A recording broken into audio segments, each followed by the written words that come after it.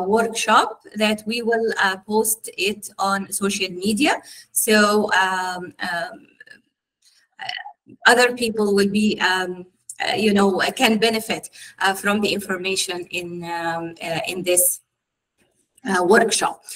Also, another important point, we will be talking about career planning, but this is a general career planning advice. It's not personalized advice.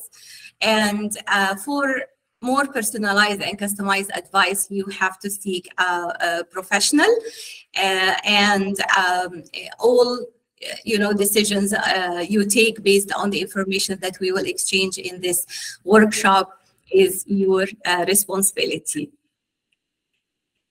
So let me first introduce the speakers and the university. So Windsor University is a licensed American university for post-secondary education from HELIC. HELIC is the Higher Education Licensure Commission. The university offers high-quality academic education using the latest technology. We provide convenient and affordable accredited programs to empower students worldwide to lead in the labor market. So our goal is to deliver a quality online education similar to the traditional education, facilitating the exchange of knowledge and experience between instructors and students. So our guest today, Dr. Wael Hussam. Dr. Wael is a strategic management and HR expert, executive coach, and international business consultant. He is currently pursuing a PhD in business administration and holds an MBA in HR management. He's also a certified project manager professional, certified in Six Sigma and lean thinking practitioner. And humbly, I will introduce myself, your host. I am Hanan Awad. I am an Egyptian-Canadian business consultant with a mechanical engineering degree from Ain Shams University. I hold 2 master's degrees, one in business administration and one in planning. And I'm also a project management professional, PMP. I'm also a professional in business analysis, in quality management, and environmental management, and in risk management. With Windsor University, I'm the Vice President for Applied Research, and I also faculty member focusing on project management. So welcome, Dr. Hussam. I'm so happy to have you today. And not only today, for 3 sessions. Hello, Dr. Hanan. Thank you so much for this introduction. Actually, it's unique as usual, eminent as usual. It's my pleasure, of course, to join. And I believe that this topic is going to be one of the most important topics that leaders and future leaders would love to listen to.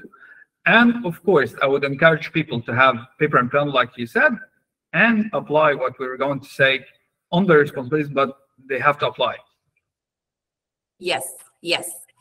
I'd love to start our conversation with a quote for Thomas Edison. And I would like you to share what comes to your mind when you listen to this quote. Thomas Edison said, if we did all the things we are capable of, we would literally astound ourselves. True. So what do you think? Me or they? We. Actually, from my point of view, it happens every day. Yes, we have potential, and we are capable of doing so many amazing things. But Actually, we are actually from the HR point of view and from my experience in management, I've seen it like 1,000 times, like thousands of times actually. I've seen people do miracles. I've seen people who thought that they are helpless, Yes. but with a little bit of encouragement and confidence, they do miracles. I've seen it a lot. Yes, I'm so happy that you mentioned encouragement, because in some cultures, we don't receive enough encouragement, whether in the family or in the larger society. And especially the young generations, I feel that we are so harsh on them. Thinking that, you know, they are, as you said, helpless, useless. They don't know what to do or even how to think. But also from my experience, because I worked with so many from the younger generations, I feel that they are capable of so many things and they have potential. And as Thomas Edison said, you know, we have immense potential, especially when we are thinking of career planning. So don't be shy. I'm talking to everyone now. Don't be shy to set ambitious goals. Don't be shy to believe in your potential and take proactive steps to achieve them. So true. Yes, yes. And if one quote is not enough, I'm including another quote. This time for Paul Meyer. Paul Meyer said, "Success is the progressive realization of predetermined, worthwhile personal goals." So how amazing, how accurate. Yes, I would love to thank you so much for these two quotes. Actually, the one for Paul Meyer, it is a predetermination thing. It is a progressive work to be done, like on daily basis. It is personal goal setting. This code alone, it has like 5 or 6 dimensions we can talk about like for 3 hours each. Yes, yes, yes. It is amazing. Yes, I also love the hint in the code that success is a journey. It's not a destination, it's a journey. And you go through this journey, and it's a journey of fulfillment. You know, it's very important to, when you think of your career, when you think of your personal goals, seek fulfillment. Fulfillment is, you know, much more deeper. Happiness is usually temporary, and fulfillment has a meaning. As you said, Dr. Wael, we need focus, we need discipline, we need persistence, and setting goals. This is very important. And I can add that these goals should be worthwhile goals that include some personal goals and some career goals. True, true. And I would like to add something here very quickly. It would be great if you have purpose, goals that are larger than the career goals, the life purpose in life. That will help you to achieve like fire, you know, you're going to be fired to achieve. Yes, yes, yes. I love this. I love this. And also, you know, the purpose and the goals have to align with our interests and strengths and values. So in many cases, as individuals, we don't know actually what are our values, what we value in life, what are our strengths. So it's and also the career development. It's a continuous learning journey, and it's a growth process. So it's a process, steps. And again, we need focus, discipline, and persistence, because you will find yourself, you need to acquire new skills. You need to gain practical experience. Also, very important, you need to adapt to changing circumstances around you. So you need to have all of these, ideas and elements in your mind. Okay, so let's talk about successful people. And of course, our speaker today, Dr. Wael, is a representation of successful people. And I believe that you have met so many in your life.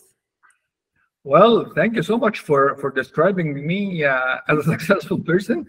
Of course, thank God, I believe that I am a successful person. And the most important thing that I believe that I have so much more to do. I'm 48 years now, and I feel like I'm 25. I have so many. Yes, actually, I have a lot of goals to achieve. I have a lot of ambitions. I know that I have, like great achievements to do. I have a legacy to leave. I have an impact to have in this life and to change the world around me. I know that, inshallah, in God's willing, I'm capable of doing that with the efforts of the people and teams that I work with. Mm-hmm. So what makes successful people successful? Well, let me tell you from the practical experience, it's not a large thing. It's not a secret.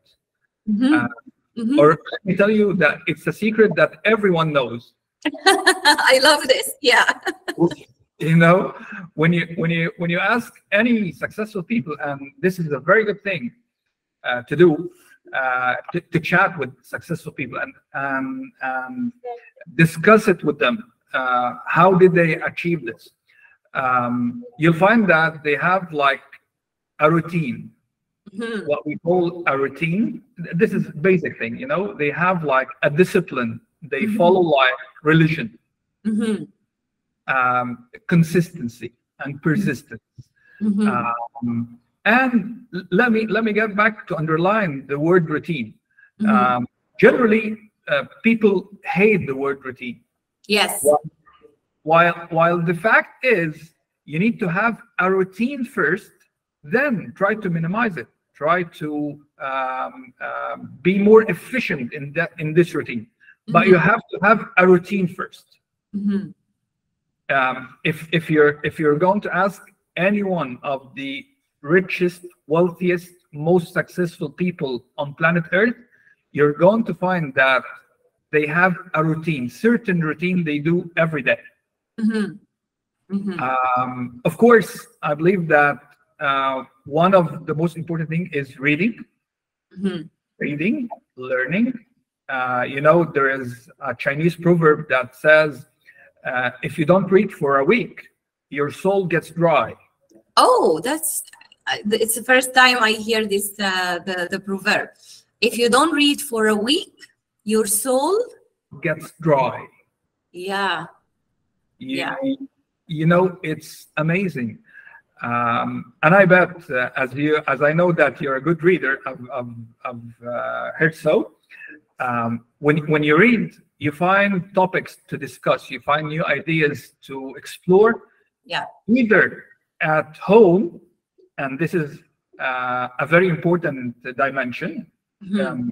Is for people to enjoy life at home, so they can, of course, do a lot at work. Mm-hmm, mm-hmm. And our next meeting, we will talk about a personal strategic plan and finding this sweet spot in work-life balance. So I encourage everyone to join us in 2 weeks for our next meeting. So I love what you said, and I would like to emphasize the importance of routine and having discipline, because this is effective time management. You know, this is prioritization. You are prioritizing your life, and this is very essential for setting and achieving goals promptly, efficiently.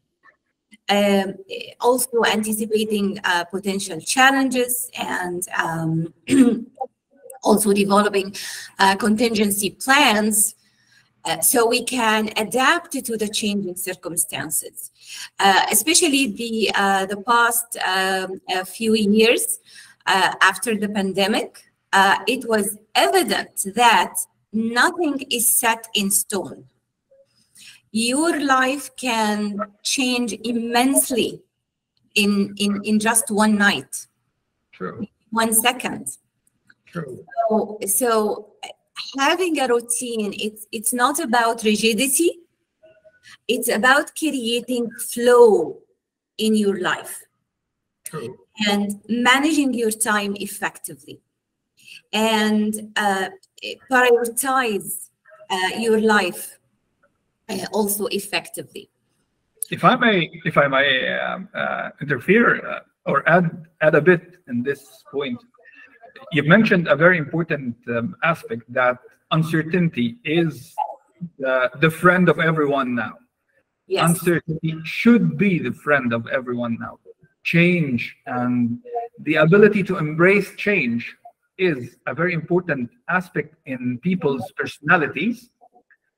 And let me ask you this, doctor. How can you embrace change unless you have a growth mindset? Yes. Yes. Yes.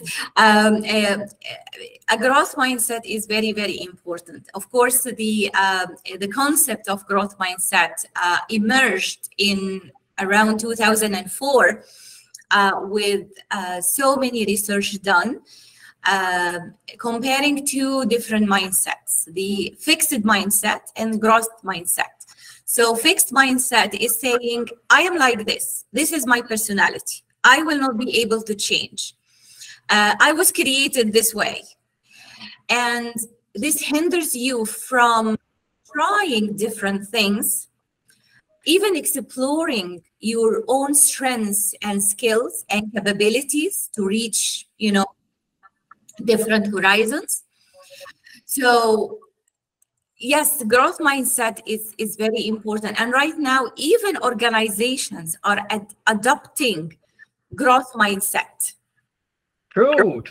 Actually, I've been saying this a lot recently, that guys, it all boils down to your thoughts, the way you speak to yourself, the way you every day say to yourself, I can do this, I can change, I can adapt, or I'm rigid, like you just said. Of course, embracing change is the golden rule for people who would like to grow. Because you know what? I've just heard a very important quote or example, like a couple of days back. You are not getting the same treatment. You are not meeting the same father and mother from year to another. They are changing every year. They have different burdens. They have different challenges. They have different physical state. They have different ambitions. So if me and you are brother and sister, we're not getting the same parents. Mm-hmm. They are different through the stages of their life. Mm-hmm. So haven't you ever met that like the older brother gets some like strict treatment, and the younger one yes, I am the older daughter. So and also I was a female, I'm a female, and in some cultures, parents are more strict with girls. Yes. Yes. And so you can now reflect on this example. Parents are not the same through the years. Yeah. So if I would like to grow, I would definitely have this growth mindset and embrace change and accept change. Yes. This would lead me to how to utilize opportunities, how to receive opportunities, how to see the opportunities. You know, one of the most important lessons that I received in my life, I was in secondary school, like I was 15 years old or something. I met this teacher, Mr. Ahmed Abdurazik. He is an art teacher. And I remember him like every day.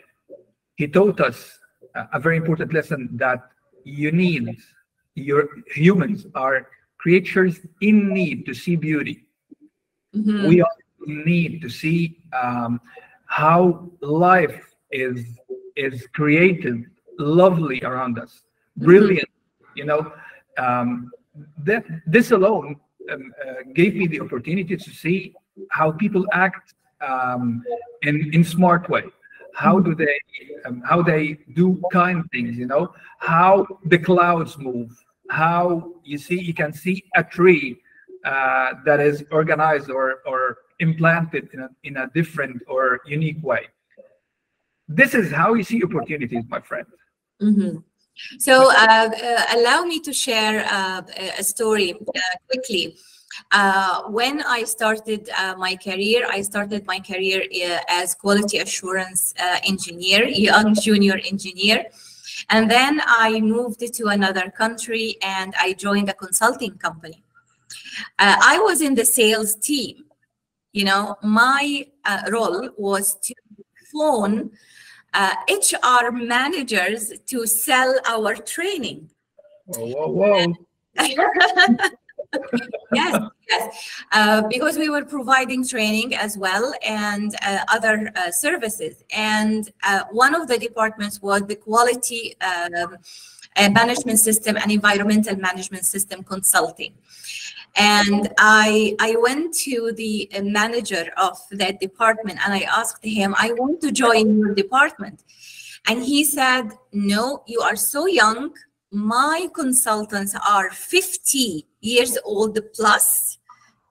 I cannot, you know, take you in my department. If you will join my department, you will act like a secretary. Okay. I said, okay, I agree. And he said, you will type. I said, yes. You will print. I said, yes. He said, you will prepare PowerPoint presentations. I said, yes. So of course, my title was not secretary, was consultant assistant. Okay. And I was doing all these things, but I was eager to learn everything. And I bet. Questions.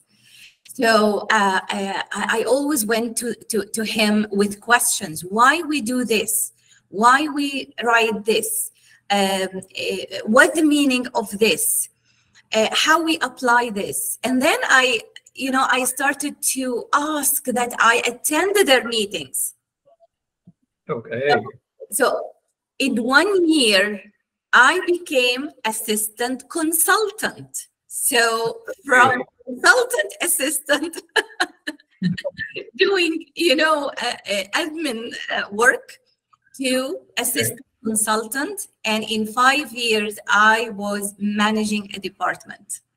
Whoa. So, it's a very good example, actually. Yeah. But let me also add one thing on this. You know that I'm an HR guy. I've always believed that secretaries are key to organizations. Oh yes, I do. They are I've always looked at this position. They have to be like superheroes. Yes. They need to understand a lot of things. They need to know a lot of like data analytics. It wouldn't cross the mind of many people for secretaries to know like data analytics or so. In my mind, secretaries are like the pre-decision-making step before. Yes, they are the gatekeepers, by the way. They are. Yeah. They are. Yeah. Well, I want to emphasize the notion of proactivity and initiative. You know, so many professionals, they are shy to show their interest of something more. And this is very, very vital for achieving our goals and progressing toward a fulfilling and a successful career. So you need to be proactive, you need to have initiative, in addition to adaptability and ability to navigate change and uncertainty, as you said. Because right now, everything is uncertain. Yes, actually, let me ask this question: how can I be a proactive professional, like currently, if I'm 25 years old and I'm seeking to plan my career? How can I be a proactive person? The first thing is find opportunities for learning. Be very good. sponge, you know, absorb everything and anything. Invest your time and your efforts. Right now, when you are young, your currency is actually not money. Your currency is time and effort. I was talking to my students, and I say, now it takes me longer to absorb information than I used to be when I was 25 years old. I'll give you a nice story about being a sponge. About when 2008, I met this friend of mine in the HR diploma when we were meeting. He was a fresh graduate, and he used to ask everyone around, would you advise me? Would you please advise me? Give me an advice. You know, he used to do this all the time. Like every time we meet, he does this with many people. You know. Then when I spoke with him, he told me that I want to be a sponge. I want to learn everything. I want to learn many things. You know. Let me tell you, this sponge man, like 3 or 4 years back, you can search him. You can look him up. He received this fund of $25 million for his startup. Yeah. Like 3 years back. He's a youngster, he's 30-some, and because of being a sponge, he's learned a lot, and of course he radiated this to community and he's doing a great job actually. Yes, this is a very good and yeah. I would like to add actually to this proactive notion. How can I be proactive? In my mind now, professionals need to be out there online. They need to have the personal branding subject in their mind. They need to be to show off, like not show off in a bad way, but to show their capabilities, like on LinkedIn. LinkedIn is the professional network now. Yeah. You need to show off your efforts, man, your capabilities, your work, how you do things, how you can solve problems. You need to show off with what you can do. Yeah, we can call it humble brag. This is it. Yeah, we are sharing our achievements. We are sharing, even if you are reading a book, actually sharing that you are reading this book and these are the main takeaways, it will show me as an employer or maybe potential business partner, because, okay, you read, you synthesize, you can communicate your ideas. True. Yeah. You can think, you can analyze, you can learn, you can apply. You know, like with this very, very simple example of reading a book and briefing people about it, you show off a lot of capabilities just with this very, very small example. Yes. What else can I do to be proactive? I believe also communication is key. as you mentioned in the example that you shared with us, that professional, he was communicating with everyone, asking questions, seeking feedback, expressing his ideas. So in our lives, we do networking all the time. It's not that we do networking when we join a networking event. Right now, we are networking. I have so many names, and later, if I see these names on LinkedIn or social media, I will be interested to click and see what they are doing in their lives, you know? So communication is key. True. And let me give you this example. Who's the person who's always encouraging people to communicate more? John C. Maxwell, I bet you've heard of. John C. Maxwell is the idol of leadership in the world. Yes. He's always encouraging people to communicate. Leaders communicate well. I'm totally with you that communicating effectively, and the word effectively, of course, needs to a little bit of emphasis. Mm-hmm. What is effectively, guys? Effectively is guaranteeing that the message is delivered right and the desired outcome is achieved. And also, while we are at the point of communication, it's a skill, and this is good news. It means that it's like a muscle. The more you train it, the more you will enhance the performance of the muscle. So the more you communicate deliberately, and the word here is deliberately. So when I was, early in my career, presentation and public speaking became part of my job as a consultant. I have to go to meet executives, to explain, so I was rehearsing my presentations in front of mirror over and over. Later, when things became easier, videotaping yourself. So if you are a shy person, or if you are an introvert, or maybe you have an accent, or you dread public speaking, start with small steps. Just videotape yourself for 3 minutes. Prepare a presentation for 3 minutes and present it and see yourself. And after you see yourself, delete the video.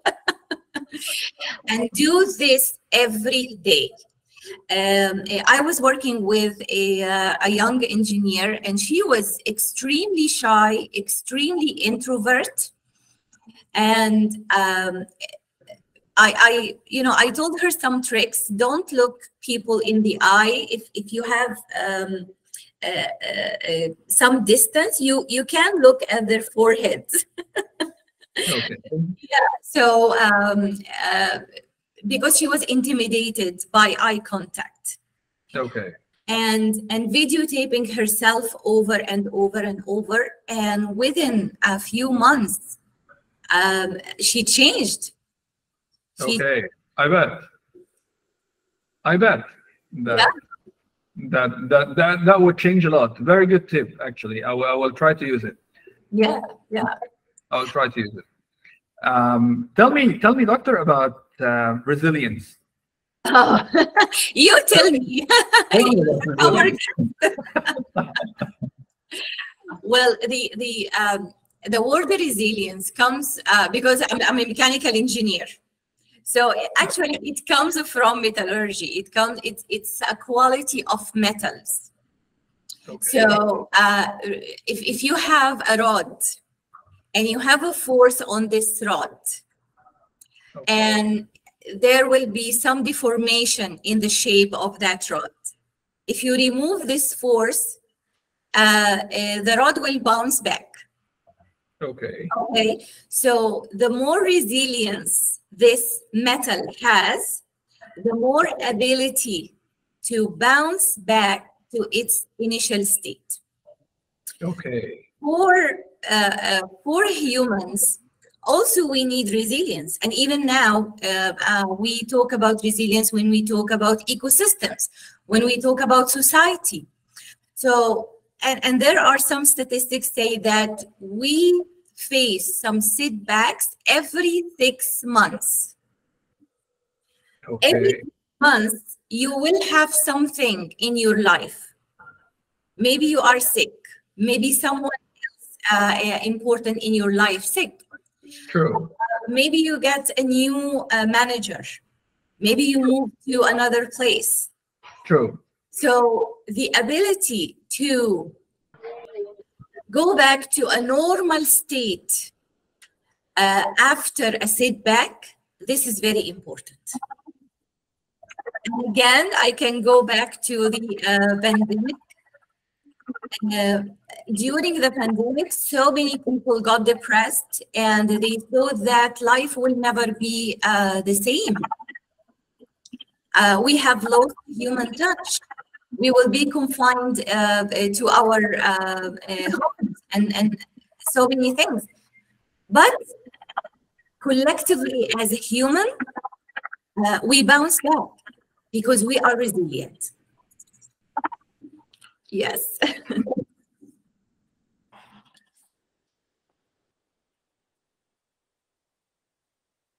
Hello?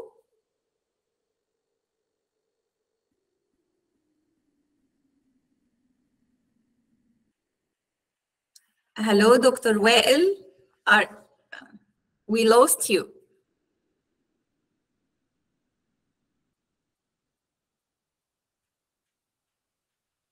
Dr. Wael? I think there is something with the connection. So I'm not sure. So please raise your hand if you hear me. Okay, perfect. Okay, so I will continue until Dr. Wael join us again. So we're talking about the traits or qualities of successful people, and so let's go back to the main purpose of this workshop, which is career planning. So what's the definition of career planning? What is career planning? So career planning involves deeply understanding your strengths, your interests, and your values to cultivate a fulfilling career. So you need to explore various career options. You need to build a network of professional contacts, enhance your skills, and adapt to market changes. When you take these steps, you can make informed decisions about your career, find job satisfaction, and create a sense of purpose and meaning in your work. Remember, Dr. Wael was talking about have a purpose, not just a goal. You should have, yes. Oh, you are back. Okay. Yeah. I'm back. I don't know if you can see me or not, but I'm yes, back. We can see you now and we can hear you. Yes. I'm sorry. It seemed that I had this hiccup. I'm sorry. No, it's okay. So right now we are digging deeper in the notion of career planning. Great, I'm following. Great. Yes. So for me, career planning starts with self-awareness. So Perfect. What's the starting point in your point of view? Well, let me tell you that actually it's amazing. People, I myself, let me tell you this event. When I was 25 years old, I had this like a freezing point, when at my birthday, 25th birthday, I had this freezing point. I was just thinking, what did I achieve so far? What did I do in my life? 25 years have passed, have flew by, and what did I do? When I had this shocking moment, you know, I had to start reflecting next day. I started reflecting on my life, on what I've learned, on what are my weakness points, what are my strength points, and this, you know, echo inside me kept lingering all the time, going back and forth. Then I met this person whom I thank so much till now. He taught me how to write down my reflections, my thoughts. He taught me to start doing the SWOT analysis for myself, of course, and writing down every single thought that I think about myself. He told me to ask some of my friends about my strength point and my weakness point. So what do I do good? What do I do bad? What I'm not corresponding to you? What would you like me to be if you're proceeding with me in a challenge? You know, I kept asking some of my friends about this, and the most important thing is to ask some of the people who hate you. Oh, wow. That was a game changer, you know. Yeah. That was a game changer on many aspects of my life, because I had the courage to go and ask people I know they hate me, and to communicate with them in some, like, you know, they were amazed, they were astonished. Are you asking me about you? Yes. You know, it's an awkward situation, but I can tell that it changed me forever. I became unafraid of facing or being frank with anyone, even the people whom you know that you're not so much team players together, you're not so much friends. I've learned from that point that I can work with everyone, whether we like each other or not. It's very important, you know, to be a team player with people you don't like. It happens every day, and you meet people that they don't like you. Then, when you get to know yourself, when you get to know your strength points and weakness points, the next thing is you need to work on your strength point first. In my mind, it's not the right approach to work on weakness point first. You need to work on strength point, show them, use them, know the capabilities, and like the quote we've said at the beginning, we will astound ourselves if we are doing what we are capable of. I love the idea that I talk to people who are not my friends, or they don't like me, or they are not comfortable working with me, because I believe everyone has blind spots. You know, Right. yes. So we don't know what we don't know, and we don't know how everyone will see us. So this is, I believe, very important, because you might think, okay, I am jolly, you know, I love to joke, I love to create a nice, fun atmosphere. But this could be read by some people in the workplace as you are goofy, you are wasting our times, or you are not serious. So. So this is very important, to understand how people see you. And I believe this is part also of emotional intelligence. It is. Yeah, so you know yourself, you know your emotions, you can regulate your emotions. Also, you have the ability to understand other people's emotions. And the most important is to understand your impact or effect on other people. So maybe some people will be intimidated by you. Maybe you talk too much. Maybe you don't talk too much. So people cannot see the value that you bring to the table in a meeting or something like this. So I really like it so much. So yes, when we are focusing on career planning, we will do actually a SWOT analysis next time, because we will be talking about personal strategic planning. And the starting point is to have a personal SWOT analysis. And for those who don't understand or know SWOT analysis, it's your first time to come into this term. It's your strength, your weaknesses, and also opportunities and threats in the external environment that you are in.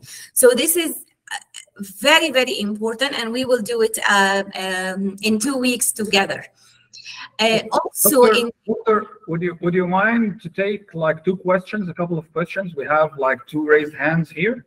No, I asked them to raise their hands if they can hear me or not. Okay.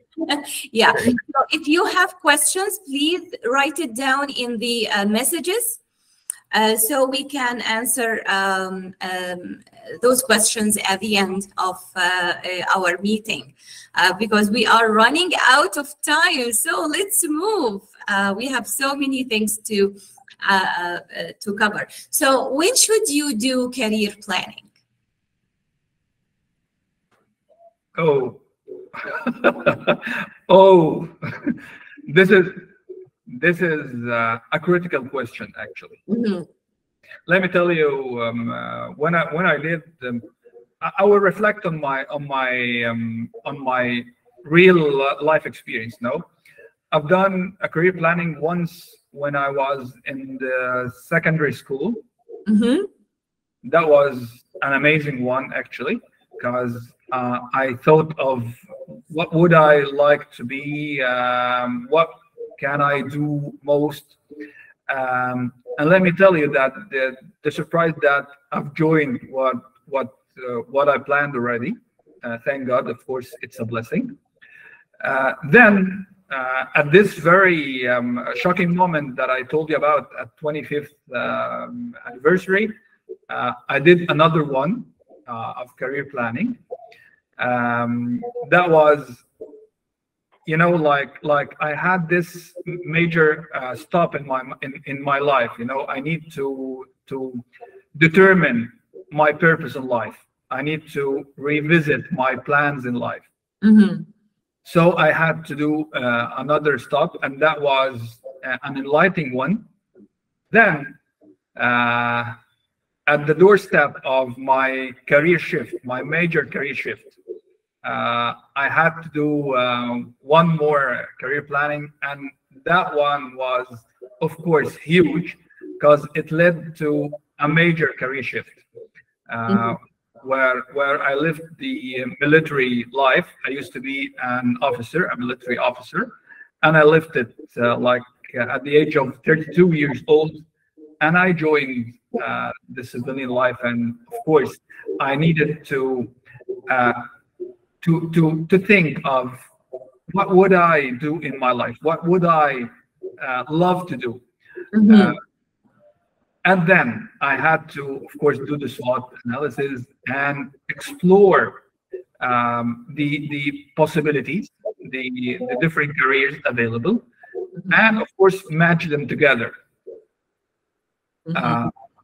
Try to match the available opportunities with my capabilities and my aspires in life. So I believe it's these are 3 cases. Do you have more? Yes, actually, for me, career planning is a continuous process. Okay. Yeah, so Yeah. because you are always assessing your interests, your skills, your values, and you are changing and your life is changing. However, although it's a continuous process, of course, there are certain events or certain points that we have to say, no, we have to stop, we have to focus, and we have to plan our career. So, for example, as you said, when you were young, starting out a new career, this is a point that you need to have a plan for at least the coming 5 years. So you are just entering the workforce. So when you sit down and you plan your career and write down your goals and have a plan, this can help you determine what type of job you really want, what skills you need to develop, what steps you need to take to advance in this career. Another also stop is when you are considering a career change. Like when you moved from the military life to civilian life, most of us, we will face this career change at least from 5 to 10 years. We experience this. Even a promotion to a managerial position after being in a technical position for many years, this could be a career change, because you will be in need for different skill set. Yes, you will have your transferable skills that you will take with you along your journey, but this might need you to go and study something else or improve your skill in something else. Or maybe you are moving to a different industry, so you need to learn about this industry. So you need to know, okay, what education do I need? What training, what certification do I need? The third one, and I can testify to this, is when you feel stuck in your job. Okay. In a career rut. Yeah. And actually, I faced this after a few years in a company, and I have reached the ceiling. You know, there is nothing else I can do. And I felt this. I felt stuck. There is nothing new I'm doing. I'm repeating the same things over and over. And I felt as I'm in a rut. And I was not satisfied. And I had to sit and I had to plan for my next move. I had to revisit my strengths and weaknesses and think of options to see what's going on. I believe that this is a much needed thing now, because I'm hearing a lot about the career shifts and people who would like to change their career or their locations. I believe this is a much needed thing now. Yeah. The last thing I want to mention, and this is sometimes we ignore, is when you face a major life change. For example, divorce, birth of a child, moving to a new city. So there is a major life change. It's not related to your career per se, but it will affect your career. And also, let me add this, Doctor. First, with the new technologies, which is actually taking place like every month now. Yes. With a new technology, you need to assess whether you're at risk, your job is at risk or not. Yes. Your total industry is at risk or not. Yes. Because I believe now we are witnessing one of the major changes in the world with this entrance of the AI. Yes. Strongly in the businesses. So I believe we're going to witness once again some of the jobs that vanish. Yeah. Some of the businesses that like instinct And of course, we're going to watch the creation, the birth of new jobs and new functions and so on. So I believe that many people now need to stop and think of their jobs and think of their careers, so to take the advantage of the new opportunity. It's not only threat. There are many opportunities ahead of us. We need to take advantage of.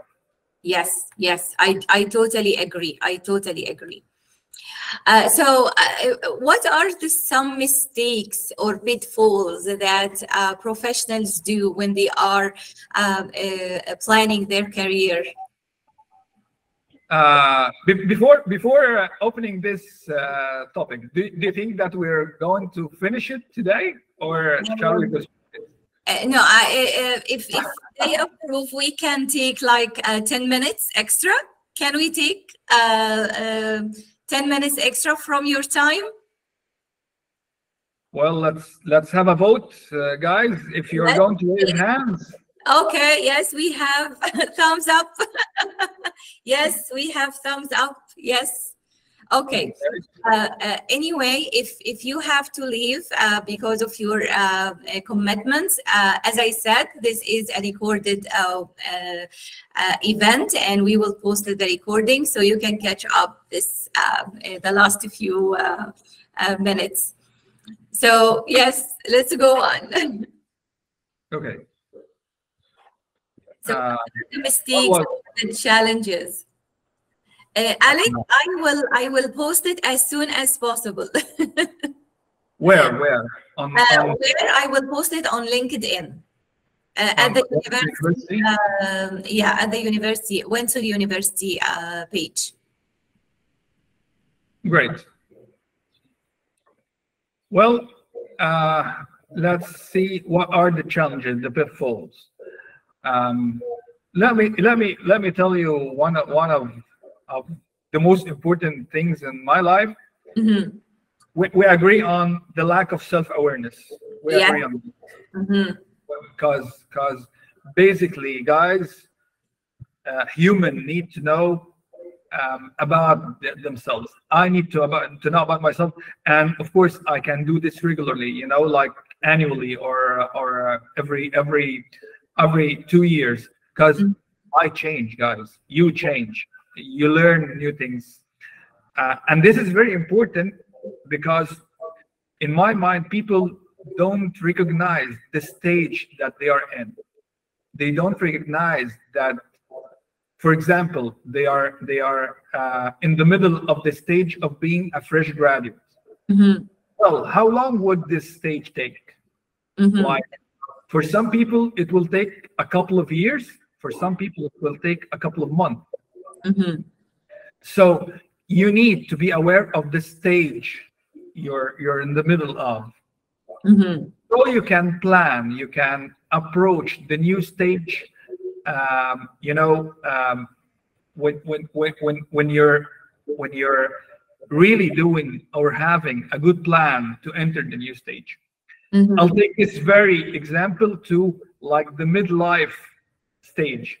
If you are like in middle management, you need to understand that now you're by approaching the end of the middle management thing, you're like 35 years old. 35 old, so you have to enter the managerial role by on purpose. Don't let yourself to be like an old middle management guy who will be neglected after a while.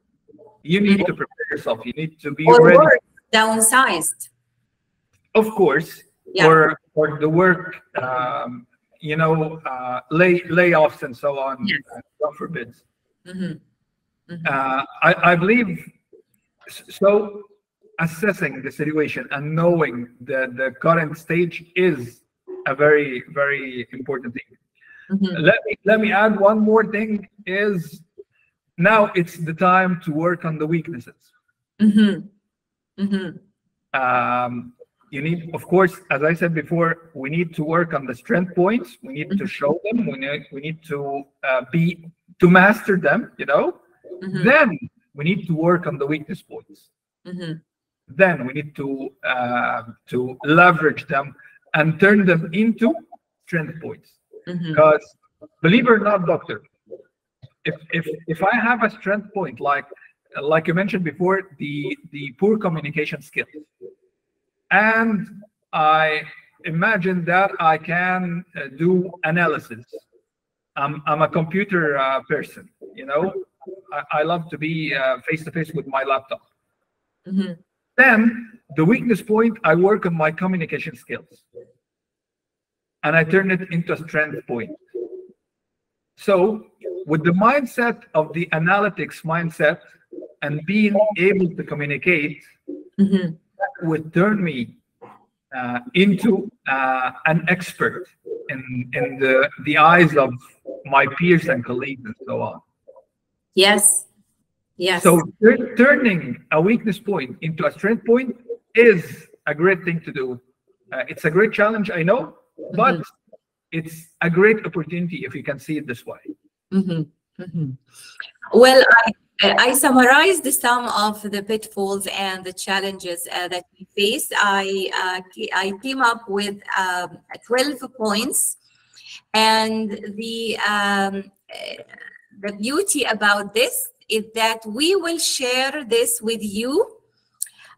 We have created like a questionnaire or a form, and I will drop the link in the chat box.